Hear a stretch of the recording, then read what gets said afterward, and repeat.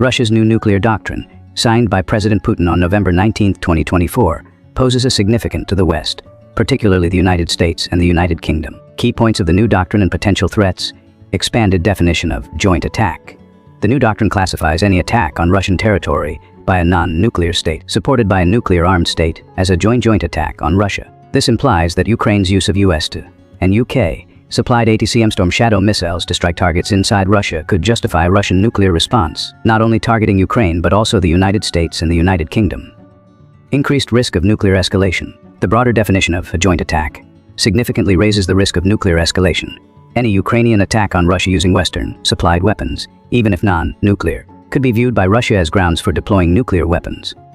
Test launch of Oreshnik missile. Russia has successfully tested its new Oreshnik intermediate-range ballistic missile IRBM, capable of carrying nuclear warheads with a theoretical range of up to 420 miles. This missile can easily reach the United Kingdom and several targets on the US East Coast, as well as Alaska.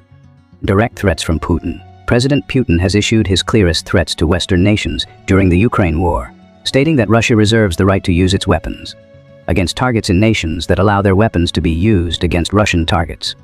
A limited defensive capabilities. Ukraine currently lacks the ability to detect and intercept missiles like Oreshnik, which fly through the upper atmosphere. This leaves Ukraine highly vulnerable to advanced Russian missile strikes. Russia's new nuclear doctrine, combined with the Oreshnik missile tests and President Putin's direct threats, creates an extremely dangerous international security environment. The West must carefully evaluate the potential risks and implement appropriate measures to prevent nuclear escalation.